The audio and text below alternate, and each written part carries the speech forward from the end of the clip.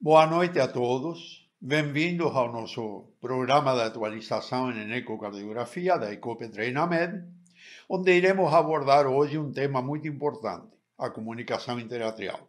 Importante tanto para cardiologistas pediátricos como para cardiologistas clínicos e principalmente ecocardiografistas que realizam exames em adultos e em crianças.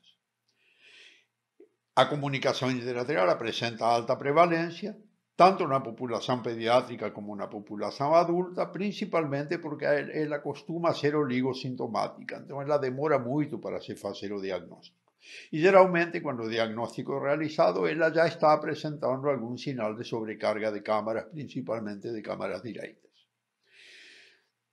Para tal, então, nós vamos começar com a nossa parte da clínica e vamos convidar a professora Mariana Carvalho, que é professora da nossa Escola de Ecografia de Pernambuco, na parte de cardiopatias congênitas, na qual ela irá abordar aspectos clínicos, classificação, aspectos fisiopatológicos e terapêuticos da comunicação interatrial. E a seguir, o professor Dejair Brindero Filho irá abordar os aspectos ecocardiográficos da comunicação interatrial, como realizar o diagnóstico e como diferenciar os diferentes tipos desta patologia. Então, espero que apreciem essa atualização em ecocardiografia e comunico que amanhã, quinta-feira, estaremos os três ao vivo, aqui no mesmo horário, para responder as perguntas que possam ser realizadas com relação a esta live e fazer uma pequena discussão com relação ao tema comunicação interatrial. Boa noite. Hoje a gente vai conversar um pouquinho sobre a comunicação interatrial, como o professor Castilho falou há pouco. E assim, a escolha do tema ela não foi ao acaso. Nós escolhemos a comunicação interatrial por ser uma cardiopatia congênita que é observado tanto na infância quanto na vida adulta. E nós optamos por falar sobre cardiopatia congênita nessa semana, porque sexta-feira, dia 12 de junho, é o Dia Nacional de Conscientização da Cardiopatia Congênita. E assim, eu queria chamar a atenção para os números que nós temos no mundo e no Brasil, que os números não são pouco expressivos. Ao ano, no mundo, nascem cerca de 130 milhões de crianças com cardiopatias congênitas, e no Brasil, anualmente, são 30 mil crianças. Então, de fato, os números são bem expressivos e fica aí a reflexão, tá? Então, vamos começar falando sobre a comunicação interatrial propriamente dita, que corresponde de 7 a 10% de todas as cardiopatias congênitas.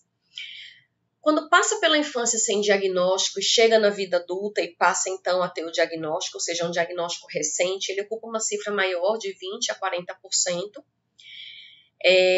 Tem uma estimativa de 1 a 2 em cada 1.500 nascidos vivos, com discreta predileção pelo sexo feminino. Quase metade vai se fechar espontaneamente até 2 anos de idade, por isso que a gente tenta, na medida do possível, ganhar tempo, né, não operar essas crianças tão precocemente.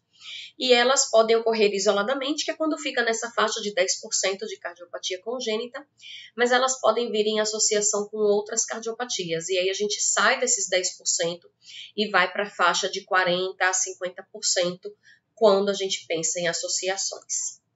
Vamos falar um pouquinho sobre a classificação da CIA, começando pelo forame oval patente, que isoladamente ele não é considerado uma doença, ele é uma estrutura necessária para o funcionamento da circulação fetal, mas a partir do momento em que a criança nasce, que o pulmão ele entra na circulação propriamente dito, a gente tem um aumento do retorno venoso para o átrio esquerdo, com o aumento da pressão, e aí nós teremos as duas lâminas da fossa oval, indo de encontro uma outra, né, à esquerda, ela parte então pelo aumento da pressão ao encontro da direita, e elas passam a formar uma única membrana e o septo torna-se íntegro. Ocorre que de 20% a 34% da população geral, esse colavamento não acontece, mantém-se essa comunicação, mas o que diferencia ela, por exemplo, da CIA Austin II, é que no forame oval patente não existe deficiência anatômica, tá? Ele é um espaço entre as duas lâminas da fossa oval. Só frisando, isoladamente, forame oval patente não é considerado cardiopatia. As cardiopatias agora que a gente vai falar propriamente dito, né, todas são cardiopatias, então começando pela CIA ósteo secundo, que é aquela em que ocupa a região central do septo interatrial. De longe ela é a mais prevalente e de todas as CIAs ela ocupa aproximadamente a incidência de 80%. Geralmente ela não é redonda, ela é ovaloide, tá? Então a gente consegue pegar inclusive diâmetros distintos em janelas ecocardiográficas distintas. Então a CIA ósteo secundo, CIA que ocupa a porção central do septo interatrial, é a mais prevalente assim, disparada. Temos também a CIA ósteo primum, que é aquela que ocupa a porção inferior do septo interatrial, que é o septum primum. É aquela CIA que ela vai exatamente até o nível das válvulas atrioventriculares. Ela ocupa uma incidência de aproximadamente 15%, é a segunda CIA mais comum, e habitualmente ela faz parte do defeito do septo atrioventricular ou defeito dos coxins endocárdicos. Então, CIA ósteo primum, porção inferior do septo interatrial. Temos também a CIA seio venoso, que é aquela que faz correlação com a drenagem das cavas no átrio direito. Então, habitualmente, ela não vem só, ela em sua grande maioria está associada à drenagem anômala de veias pulmonares, sejam drenagens totais ou parciais, e a gente vai chamar de seio venoso superior, quando essa CIA é na desembocadura da cava superior no átrio direito, assim como a gente vai chamar de inferior, quando essa CIA está na desembocadura da cava inferior no átrio direito. Essa CIA seio venoso inferior, quando vem associada a outras situações, como, por exemplo, a drenagem anômala das veias pulmonares direitas, a hipoplasia do pulmão direito e, por conseguinte, a gente tem um coração mais destro posicionado, e aí a esse conjunto nós chamamos de síndrome de cimitarra. Temos ainda a CIA tipo seio coronário, só lembrando que o seio coronário é aquela estrutura que faz a drenagem venosa do coração e que ela desemboca no átrio direito. Ocasionalmente, nós podemos ter uma deficiência ou ausência do teto desse seio coronário no átrio esquerdo, e aí vai permitir a comunicação de fluxo entre o átrio esquerdo e o átrio direito, e aí nós teremos então a CIA do tipo seio coronário. Então, são basicamente esses 5 tipos, que é a CIA ósteo secundo na porção central, a CIA ósteo primum, comumente associada aos defeitos do canal AV, a seio venoso, que quando associada à topografia da cava superior é seio venoso superior, e quando é correlacionada com a drenagem da cava inferior é seio venoso inferior, e nós temos ainda a CIA do tipo seio coronário. Do ponto de vista fisiopatologia, a gente parte de um pressuposto que nós temos shunt esquerda-direita. E à medida que nós temos shunt da esquerda para a direita, então está aqui, a gente tem o átrio direito, a comunicação interatrial, e a gente tem a percepção desse fluxo vindo da esquerda para a direita. Nós temos, então, sobrecarga de volume das cavidades direitas, que à medida que evolui, que a gente não reduz esse shunt, nós teremos aumento das cavidades direitas, e como, digamos, porção final dessa cadeia fisiopatológica, nós teremos, então, o hiperfluxo pulmonar. De qualquer maneira, a repercussão hemodinâmica ela vai estar bem diretamente relacionada ao tamanho do defeito, então é muito difícil você ter pequenas CIAs com muita repercussão. Tem também relação com a resistência vascular pulmonar, em que pacientes com aumento da resistência vascular pulmonar exercem uma influência em reduzir o fluxo. Ora, se ele é uma resistência ao fluxo que está indo para o pulmão, esse paciente progressivamente, à medida que essa resistência vascular aumenta, terá menor sinais de hiperfluxo. E nós temos ainda a complacência relativa dos ventrículos, sendo a ela atribuída a principal das causas de repercussão hemodinâmica.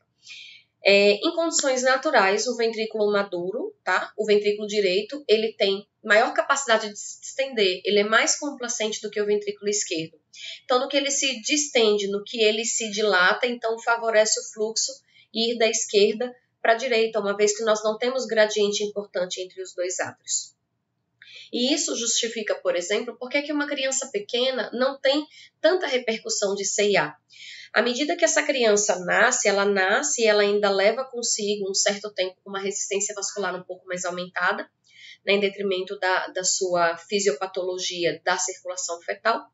E aí, somado a uma resistência vascular mais aumentada e a um ventrículo direito, que quando nasce ele é pouco complacente, a complacência dele se assemelha à do ventrículo esquerdo, então nós teremos pouco shunt esquerda-direita e, consequentemente, poucos sinais. E aí, diante disso tudo, a gente pode, então, classificar a CIA como uma cardiopatia acianogênica, porque nós temos fluxo esquerda-direita, de hiperfluxo, em virtude do fluxo pulmonar aumentado. A evolução natural, as pequenas, elas vão se fechar de maneira espontânea, mas as moderadas ou grandes, habitualmente, elas não se fecham. Mas, em contrapartida, não dão sintomas tão precoces. Elas podem demorar a dar sintomas e, habitualmente, quando dão sintomas, são geralmente quando a gente já tem, assim, dilatação, aumento das cavidades direitas, e à medida que essas cavidades vão aumentando, esses pacientes evoluem, então, com arritmia, de maneira que quase 40% dos adultos com CIAs não tratadas têm fibrilação ou flutter, fibrilação atrial ou flutter. Os pacientes que não tiveram suas CIAs tratadas, eles podem ter por complicações a embolia paradoxal e os AVCs, e eles ainda podem evoluir com hipertensão arterial pulmonar, evoluindo então para a síndrome de Eisenmenger. Eu só queria reforçar que isso daqui é incomum, principalmente na infância. Isso daqui ela faz parte, geralmente, quando a gente vê na infância, dos pacientes que têm defeito de septo atrioventricular, em especial os pacientes com síndrome de Down. Mas de maneira de evolução natural, HP propriamente dito, a gente vai encontrar principalmente a partir da 6ª década de vida como história de evolução natural. O quadro clínico nas crianças ele pode passar despercebido, então ele é assintomático ou pouco sintomático, e quando vem a dar sintomas, aquelas CIAs muito grandes, com muita repercussão, seria taquipneia, fadiga, dificuldade em ganhar peso, sinais clínicos de insuficiência cardíaca.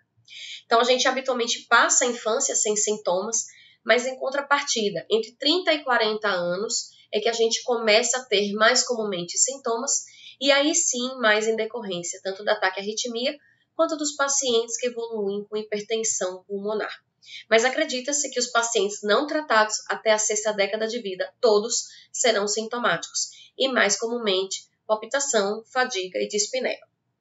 Do ponto de vista do exame físico, ele pode ser um exame físico bastante pobre, em que os pulsos eles são normais, é um paciente acianótico, mas quando você tem repercussão, você passa a ter um desdobramento fixo da segunda bulha, e a gente pode ter um sopro sistólico em borda external esquerdo.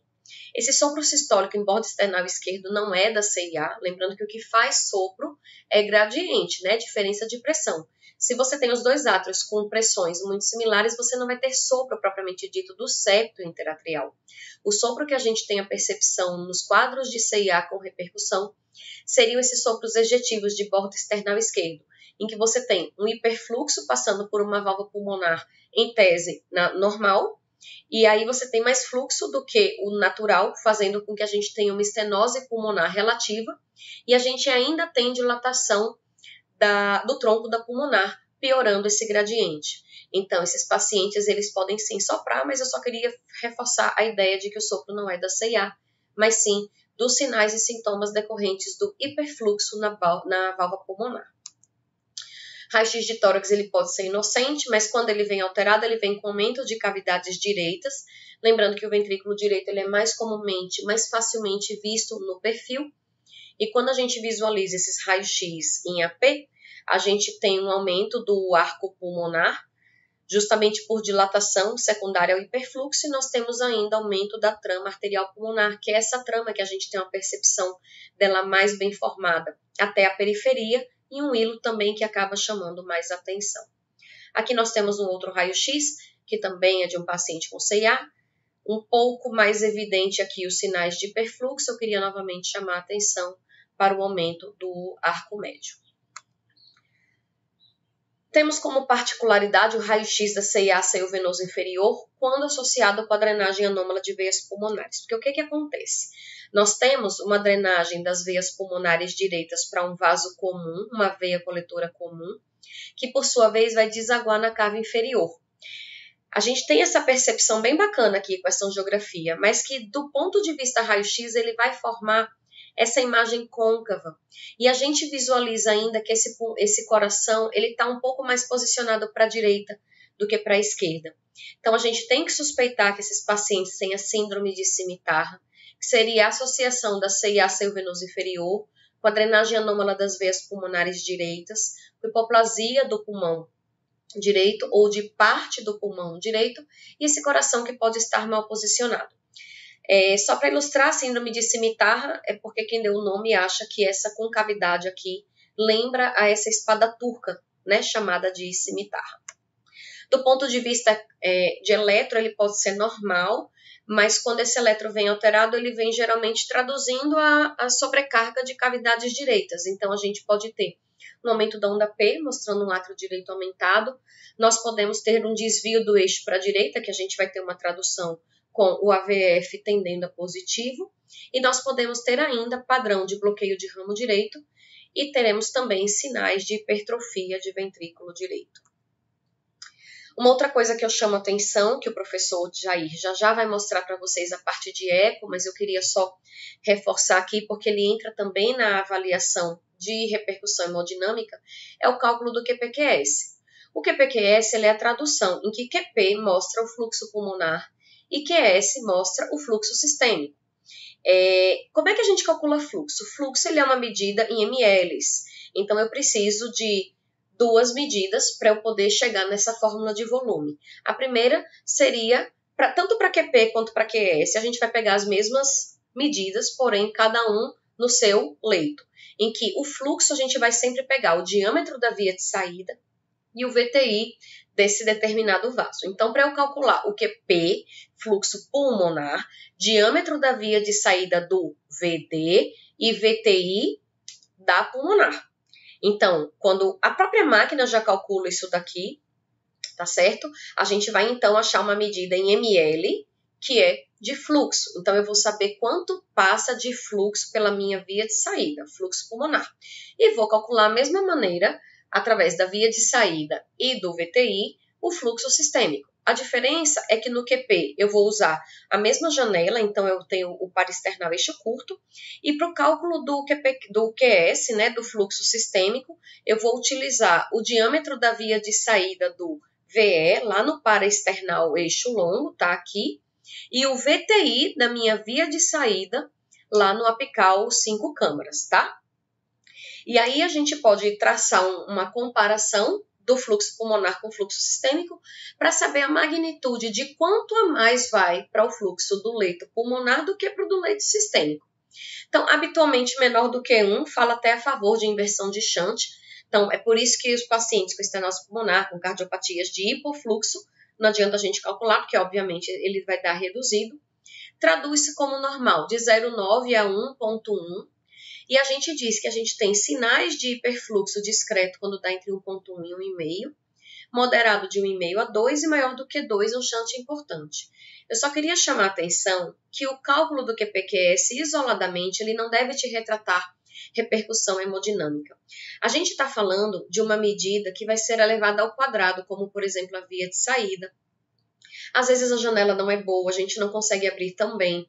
Então tem que tomar cuidado, por qualquer medida, a mais ou a menos, você vai superestimar o seu QPQS ao quadrado ou você vai subestimar muito.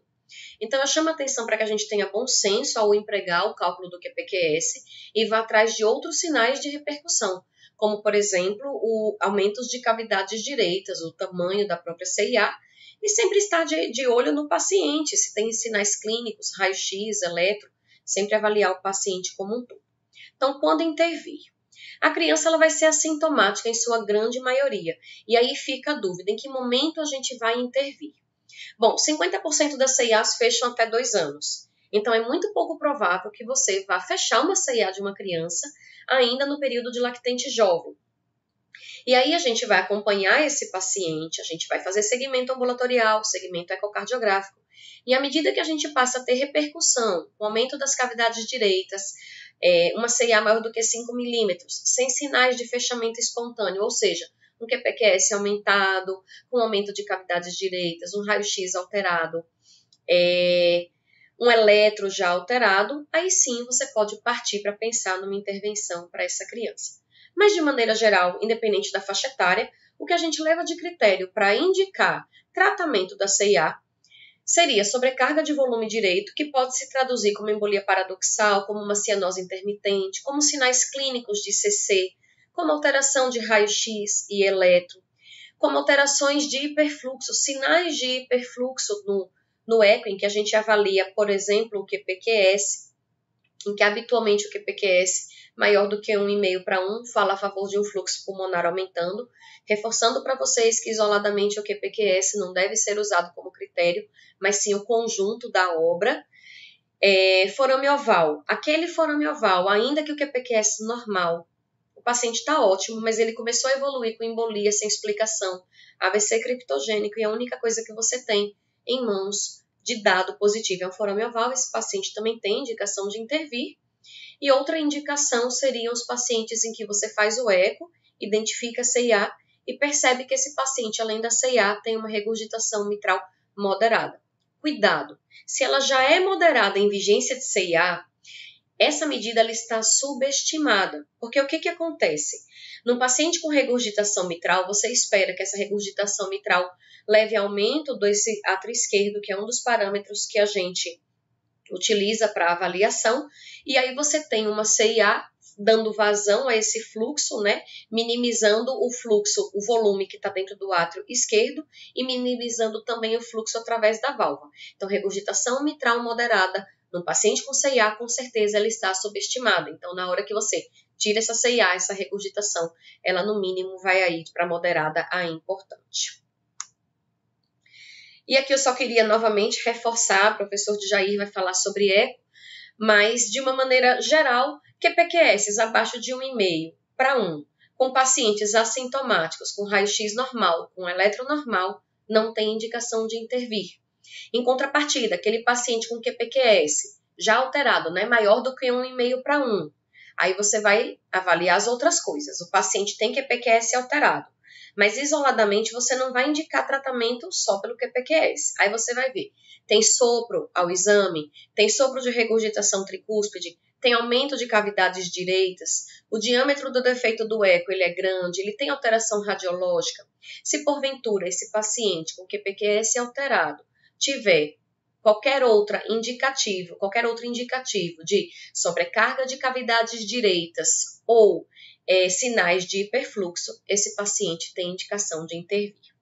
Agora eu vou deixar vocês com o professor Jair, que vai falar um pouquinho sobre o diagnóstico ecocardiográfico e também sobre o tratamento cirúrgico e intervencionista. Obrigada, pessoal. Se cuidem na medida do possível. Fiquem em casa.